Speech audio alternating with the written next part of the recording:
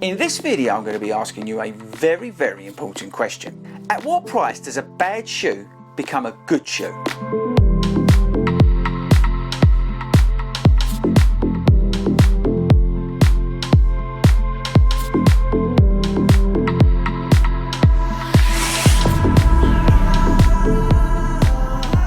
What is up everybody and welcome to FORDY Runs, and my name is Chris Ford, and when I'm not talking about running shoes, I'm actually a running coach based here in the UK. Okay, so we review a lot of shoes on this channel, and one of the main things that I talk about, because I think it's the most relevant for everyday runners, is the price of these shoes. Now I get sent loads of shoes, right? So I'm very, very lucky because we don't pay for hardly any of them. I might go out and buy a specific one, because I've upset the brand and they don't no longer send them to me, but that's another story. But basically, the key thing for me is the price, right? So when reviewing and talking about these running shoes and running kit, the price is the most important thing, because as I say, everyday runners, money is important, and you don't need millions of shoes. You can't afford millions of shoes.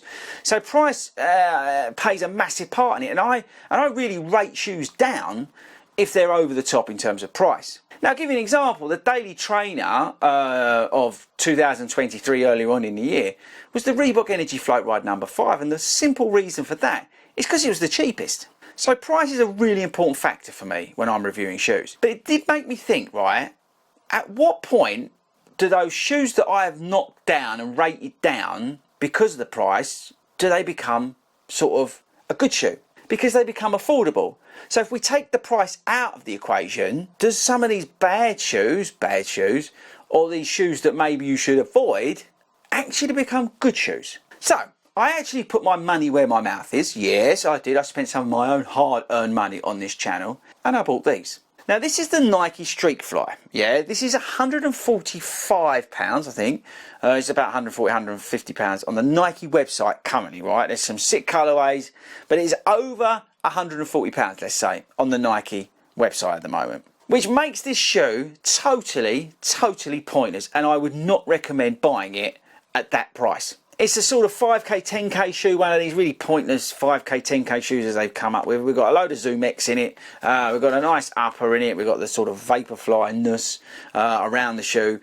But yeah, it's absolutely pointless in terms of owning it at £140, £150. Absolutely no reason to buy it. But here's the thing.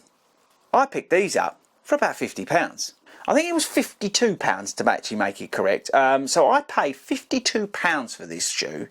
Now, does that now make this a totally different prospect? Well, I think it does. Because at £52, I believe I've got myself a cheeky little shoe here. Now, I don't believe that 5k, 10k shoes, you need them, right? I just don't believe that you need them. It's absolutely pointless. But at £52, this shoe now offers me a little bit of value. We've got the Zoom X in it, and that gives me a little bit of propulsion, a little bit of speed in my lunchtime runs and on the treadmill. So this is a shoe that I've been able to slot in for those quicker sort of lunchtime runs, 3-4 miles, but also the treadmill runs, and it's given me a shoe, an option in my rotation that's actually, well, it's worked out really well. And as I said, I paid about £50 for this shoe.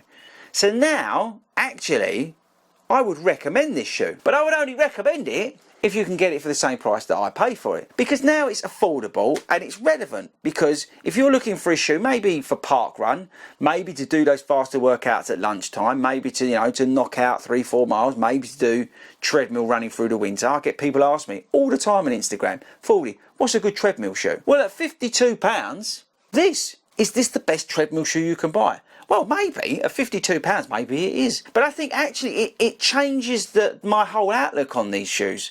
So, for example, some of the shoes that I've really had a go at, like the Prime X2 Strung, would that be a really good shoe if it was £150? Well, yeah, it makes it sort of a little bit different to what it currently is, because at over £200, I can't recommend it.